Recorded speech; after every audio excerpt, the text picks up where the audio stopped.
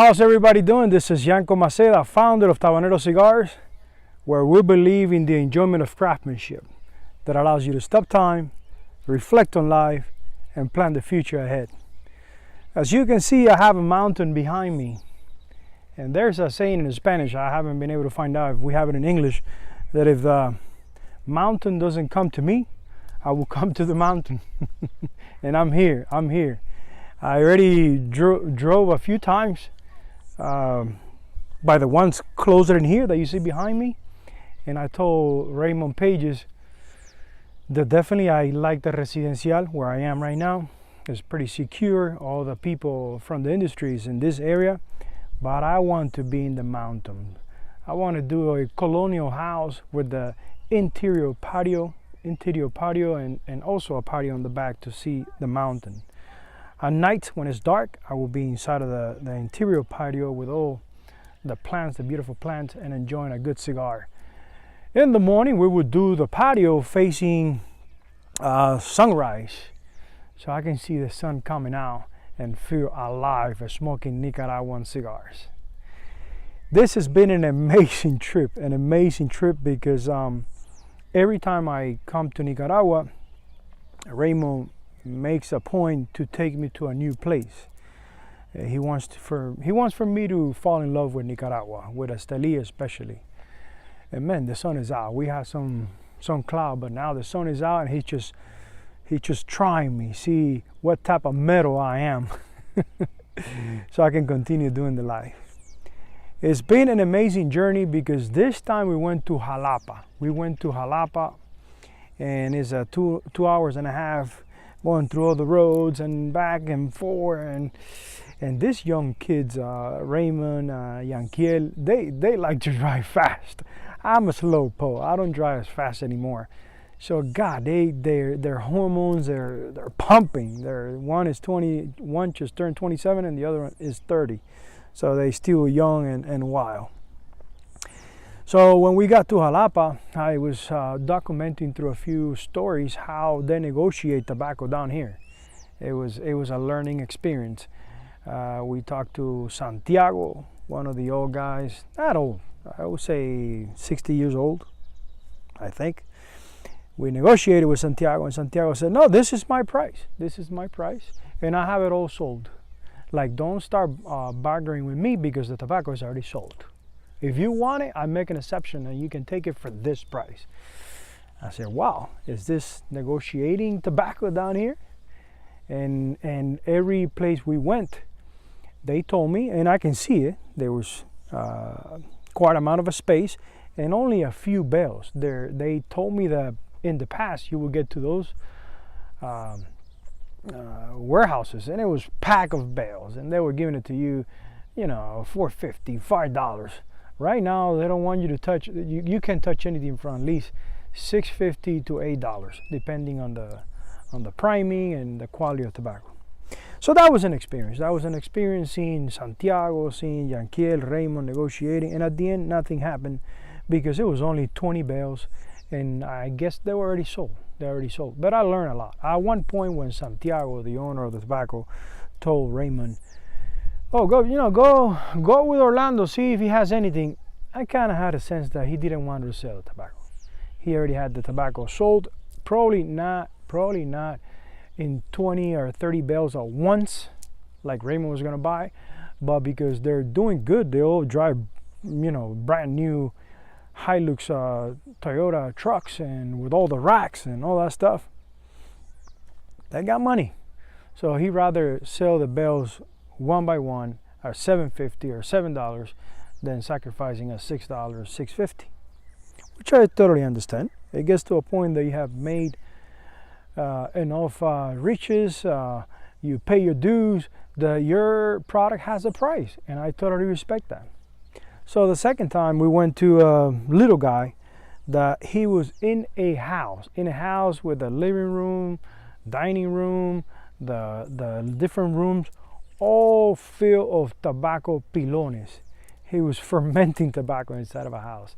I spot right away that tobacco, it wasn't really for premium cigars. I got it right away. I saw the tobacco, I saw the way they were fermenting, the the leaf, how damaged it was. No, well, let me take that back.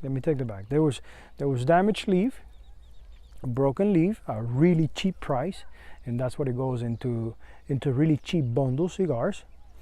And what that makes to the cigar is that that is a mild cigar, okay cigar to cut the grass, to just puff a little bit of smoke, but you're not going to be able to concentrate on any different flavors or tones or profiles or even aftertaste on that type of tobacco. The other leaf that they were pretty sane, the body of the leaf, the texture of the leaf, it was kind of weak. And it has some sun stains. It wasn't evenly color. It didn't have that beautiful leather, dark leather color, light brown color that gives you a hint that it was a well-fed plant when it was growing.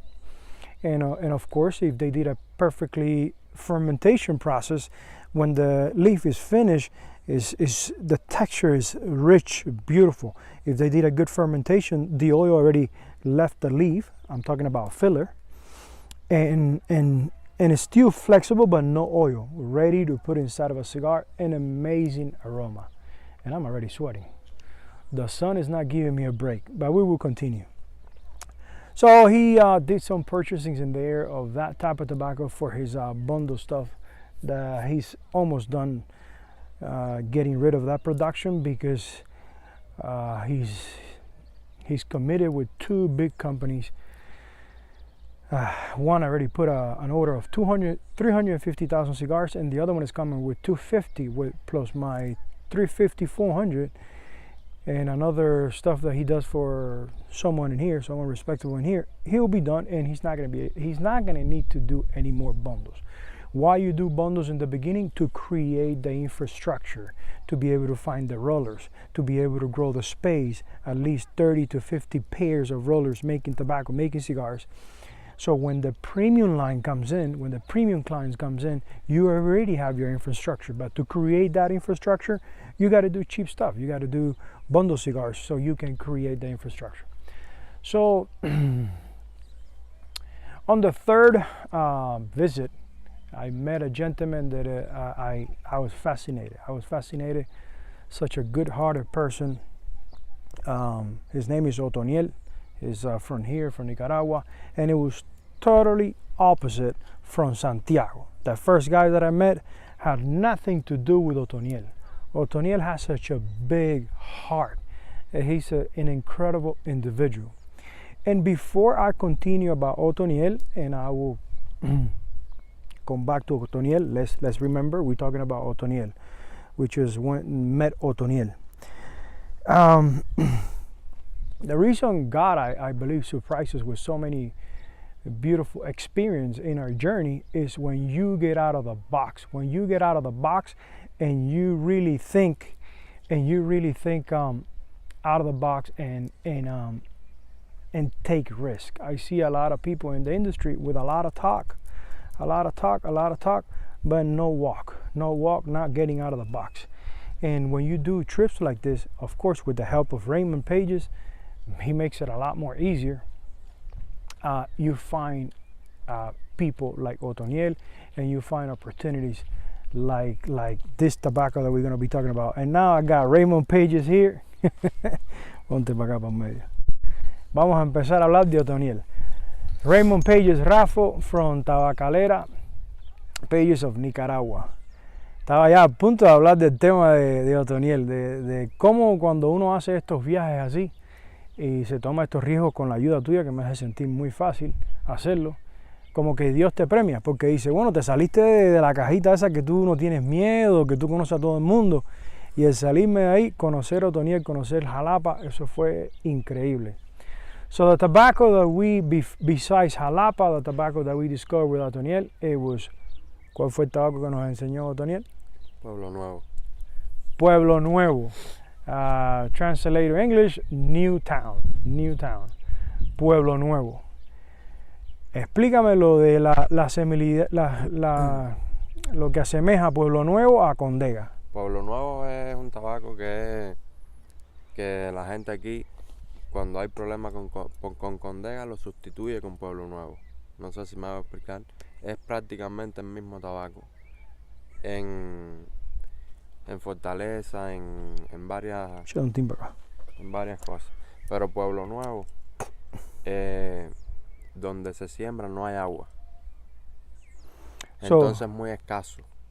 Entonces, por eso es que la infraestructura, al ser mejor en Condega, se conoce más el de Condega. Se conoce más de Condega, claro. Pero Pueblo Nuevo es un tabaco espectacular, con un sabor increíble, una complejidad súper.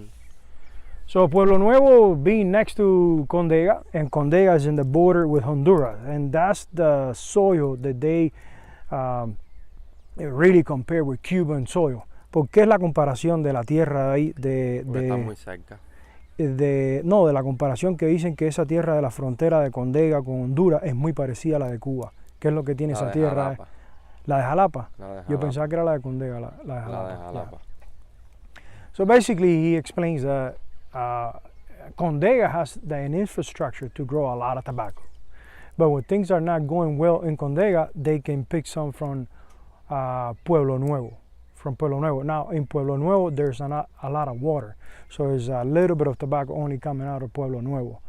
Ahora, fue la fermentación que le dio Otoniel a ese ligero que da ese sabor de anís, o esa tierra da un poco más de aroma que Condega.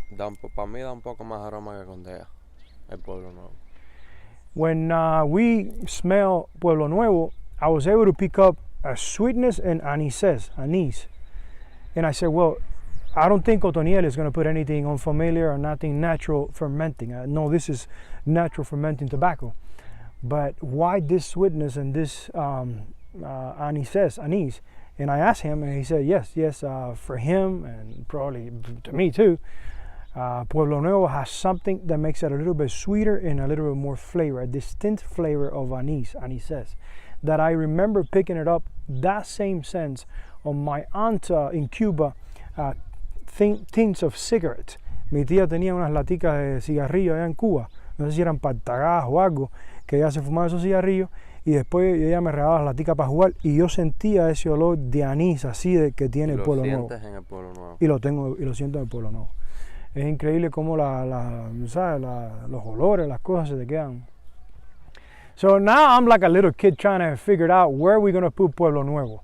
Okay, Condega. Condega is known for sweet, to be a really sweet tobacco with a lot of strength.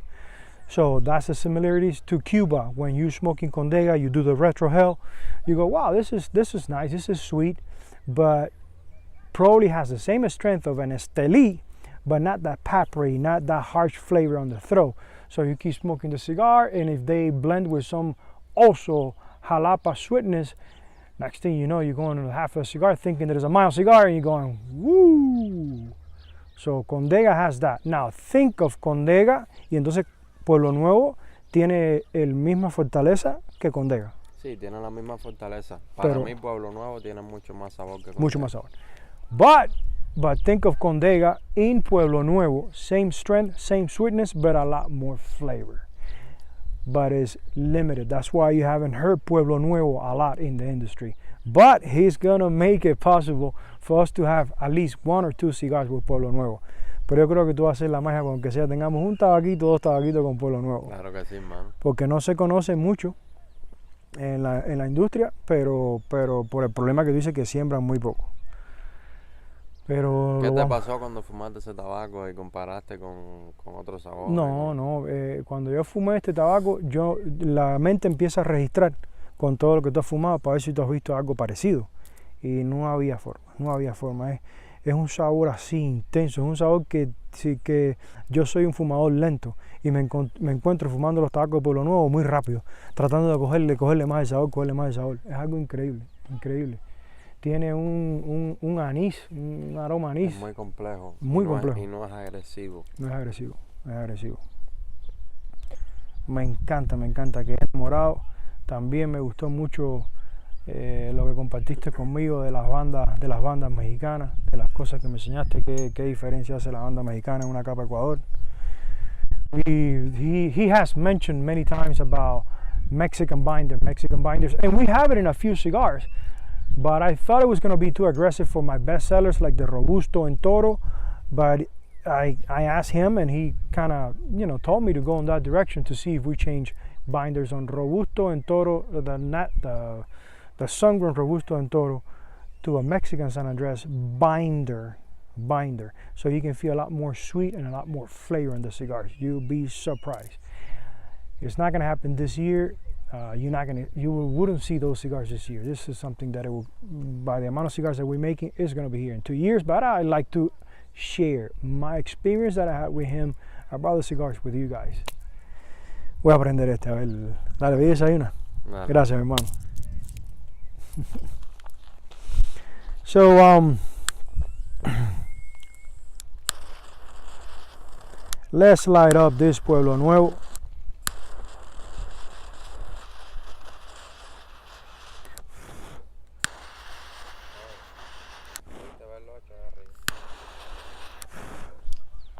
Sí, no, pero no quería sin permiso ahí meterme.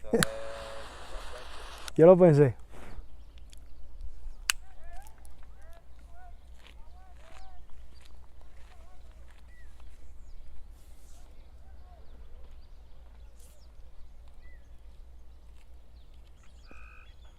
And of course, in this panetela size, vitola, you're going to get a lot more flavor of the filler and also the wrapper. I know there's always a discussion of being a thinner cigar that you taste most of the wrapper. Yes, it's correct. Being a thinner cigar, you will taste more of the wrapper because mostly it's wrapper. But let's think about this. If I do a blend, a blend 50 gauge with all Pueblo Nuevo and just the wrapper and binder, probably will be too overpowering. It will be like eating sugar. If you blend Pueblo Nuevo with some other tobaccos, it will be phenomenal. It will be phenomenal. You will find your right blend, blending Pueblo Nuevo, trying Esteli, trying Pennsylvania, and find a nice blend. But if you really want to try Pueblo Nuevo, you got two ways to do it. Do a sorullo.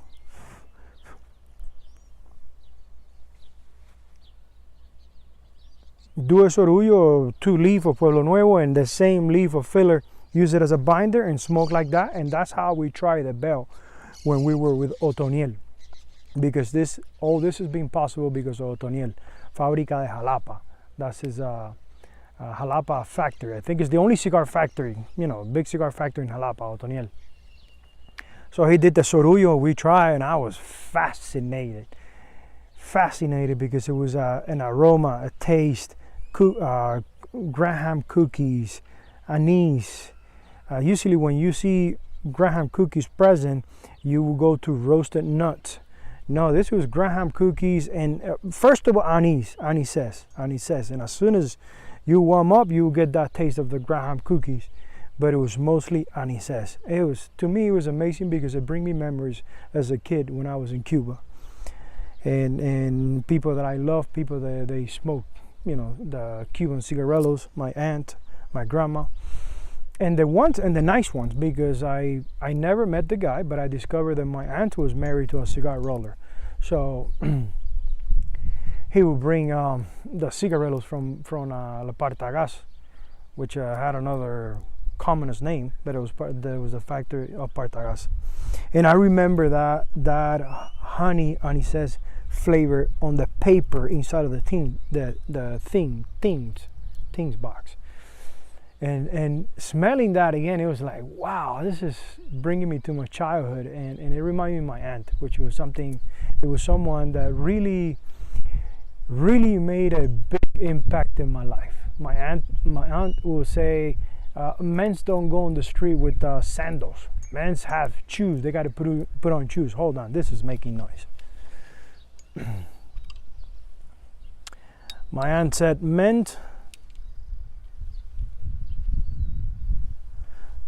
don't go on the street with the slides. Men's have to wear shoes.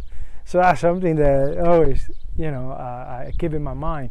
My aunt worked for a rich people in Havana for many years, so she learned how mustard muster through these rich people. My auntie was a person of color.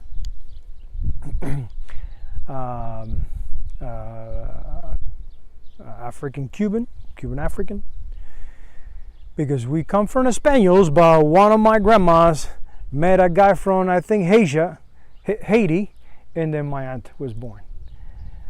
Only my aunt. And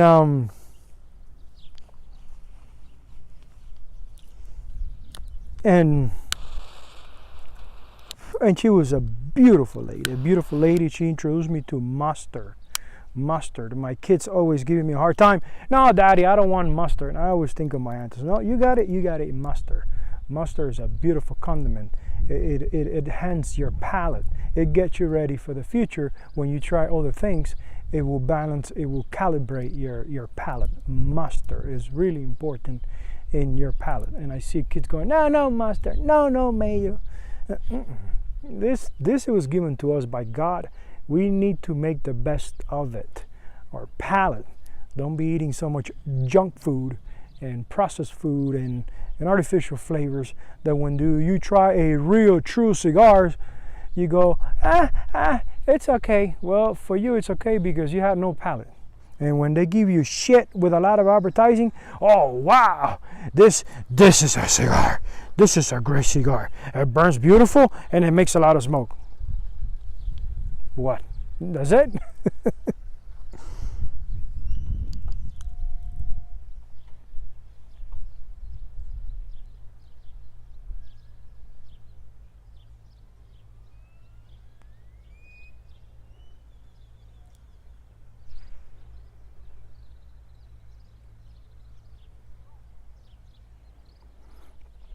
This is still cold, 1/8.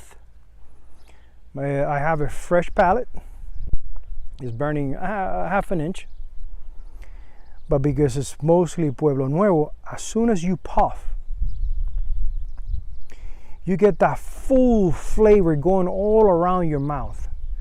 And it's completely new to my palate, this tobacco. I can pick the Ecuadorian, the little bit of papri of this lighter Ecuadorian. I can pick that papri of the Ecuadorian. But when you do the retrohale, you can get confused thinking that it has bitterness. It's no bitterness. It's the strength of the tobacco. But when you do that retrohale, it's a strength, it's a strong, but really sweet, like Condega, but with a lot more flavor, an intense flavor that you find yourself in the beginning, like making sure that it doesn't go off because it's in the beginning, and keep puffing to really discover what is that flavor that I'm experimenting that I haven't had before.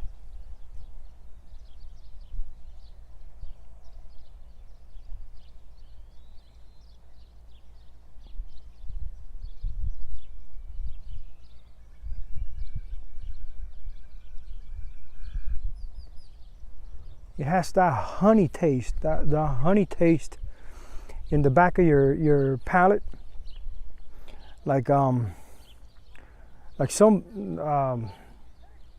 it has that honey taste, and as soon as it starts warming up, you start picking up the anises. It has a lot of anises flavor, Pueblo Nuevo.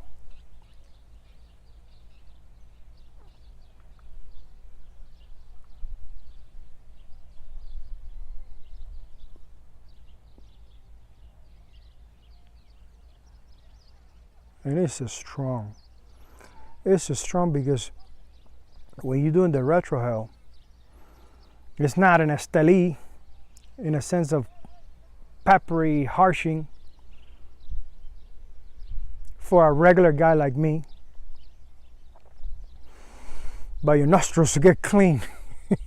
Or how much strength, sweetest strength and flavor strength has Pueblo Nuevo. I always emphasize on this because I see that many people think that smoking cigars is about making smokes. And smoking cigar is about a passionate individual that finds himself attracted to a lifestyle, cigar lifestyle. So in this lifestyle, everything has to have time. You don't light up a cigar and smoke a cigar in 20 minutes. In this lifestyle, you have to make the time. You have to stop time to relax, to enjoy craftsmanship and relax. So when you puffing to try to find the tones that I'm talking about, puff really gentle, really slow, like when you're sipping on a good bourbon that it costs you a lot of money and you don't want to go fast. You sip, you hold it, you try to imagine the tones that people are talking about that you read, and to do that you need to concentrate and usually be by yourself so you can find the tones that I'm talking about. Right in the beginning, a lot of honey, dark honey, not the cheapy honey that you put on waffles. So honey, and then as soon as it start warming up, you get that anise. And I learned about anise. I know the anise flavor, and thanks to my aunt in Cuba, my dad, I know anise. On the Pro Palette box that I have from Nick Cutro, I'm always training in the anise. I pick it up right away. So so when it starts warming up, you pick up that anise right away. Again, I don't believe it has nothing to do with anything put on the water with this Otoniel fermentation. The guy is a straight shooter. He's a man of God, and in 25 years that I've been in business, there's one thing that I learned. One thing: to read people. I learned to read people. And if you pay attention, if you have had the opportunity to be with myself in the shop or in any meeting or with friends, you know that I'm a listener. I love for people to share their stories, for people to share their experience, to feel important, and not just listen, because I'm here to serve others. So I just listen. I'm a good listener. I can talk here for hours because I love what I do. I don't have to really make up anything. All I do, people ask me, how do you do your life and you talk so much? Because I'm not lying. I'm just sharing what happened this week. That's all I'm doing, sharing with you guys. And when it's something that I really experience, I really enjoy it, I can talk for hours. For instance, Otoniel. Otoniel, I picked up right away that his forte is tobacco. Tobacco. I don't know about cigars, but tobacco is his forte. And he has a beautiful, humble infrastructure with a lot of potential.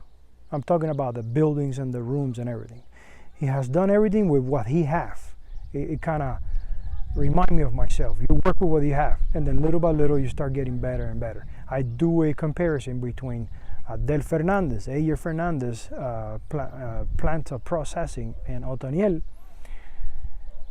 And there's a big gap, but Otoniel, with what he has, he's been doing an amazing job when it comes to fermentation. He owns Jalapa. He owns Jalapa, and for me, he has the best Pueblo Nuevo. I haven't tried any, but the one that I had from him, we were able to acquire, I think, 6 or 7 bales of Pueblo Nuevo. So even if I do a small batch of Corona Gorda, which is I'm really enjoying on Corona, my Corona Gorda is 5.5. Raymond convinced me to do the Corona Gorda 6 inches. So we're gonna start doing 6 inches.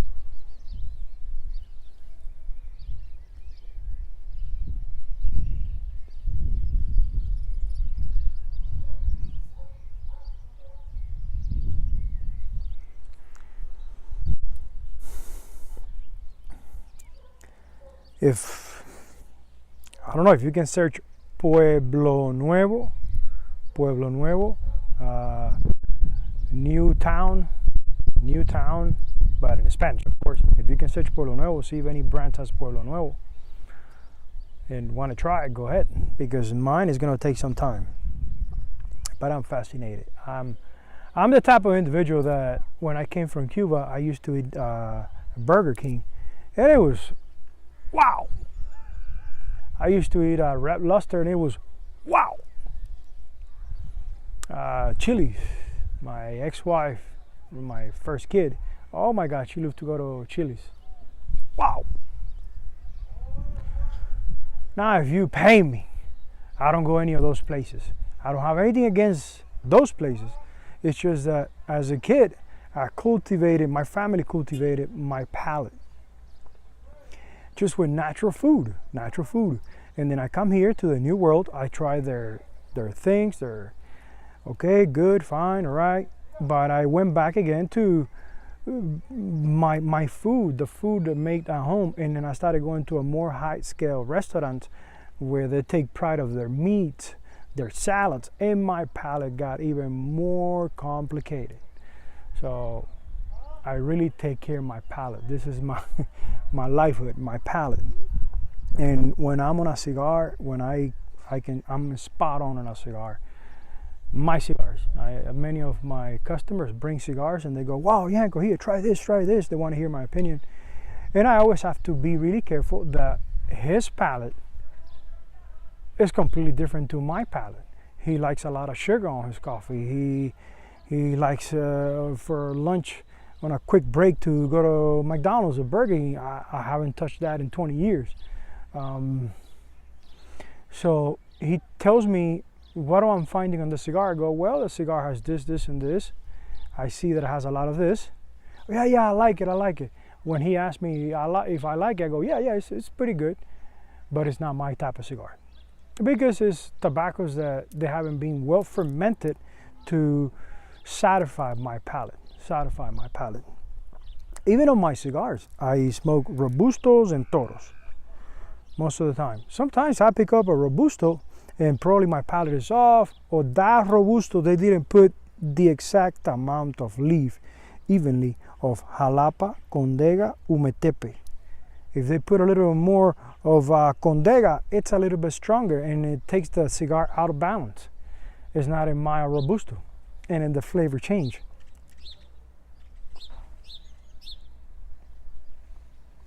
This is fresh, this is last week, and as you can see, we're talking a lot.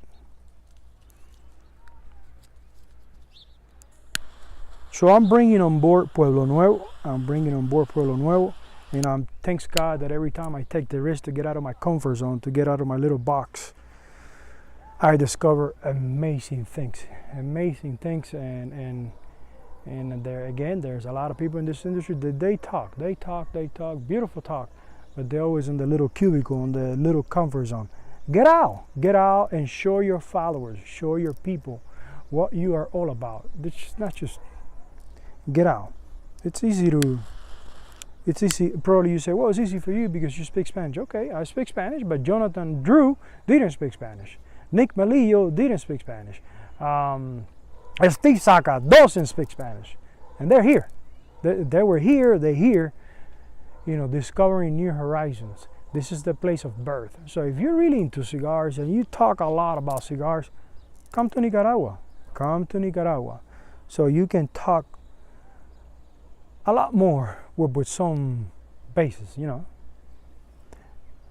it's not just come to Nicaragua and have breakfast, lunch, and dinner and just go back. Come to Nicaragua, and there's many people in here that they welcome you to their factories just to show off, just to share with you their little operation. So come here.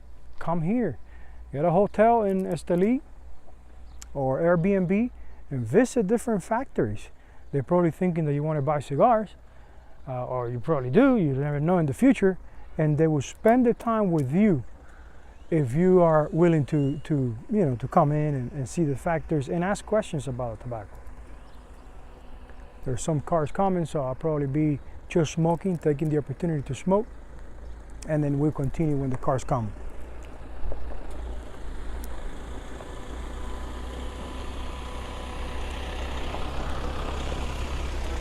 Buenos días. Buenos días.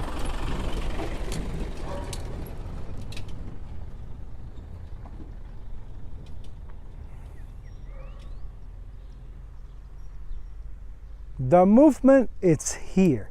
The movement, it's in Nicaragua. There's a lot of difficulties right now in Nicaragua, in Esteli, Nicaragua, because rollers, tabaqueros, are migrating to U.S. every week. Every week, rollers are being in a factory 4 years, 5 years. fulano is not here, fulanito no viene el lunes porque se fue a los Estados Unidos. Oh, so-and-so didn't come in on Monday because he left to the U.S. He left to the U.S. He left to the U.S. So it's becoming difficult labor. And people go, well, you know, start a school and start training cigar rollers. Well, for someone in his beginnings, like Raymond, like Yanquiel, like the young boutiques that I'm relating myself with, that's a lot of money to be able to build a cigar roller in 90 months with tobacco. Let's say we're not going to buy the expensive tobacco. You're going to buy tobacco to do bundle cigars, but it still has to be a decent bundle cigar to be able to sell it. So tobacco for bundle cigars is $5.50, $6. And you're going to train someone with 5 pounds a day for 90 days. It's not feasible for someone small. So it's not the end of the world, you know. What we're doing is we're paying more than when everybody else is paying, or right there with the big boys, to be able to keep rollers. Hopefully in the near future, with the beautiful support that I got from my clients that I serve with my heart, with my love, with the other 3 clients that Raymond has acquired, we probably be able to start a school to teach how to make cigars, because the industry has encountered things like this in the past. This is not the first time, but now there's new people in the industry, new breed, new blood, including myself. So we need to resolve that issue.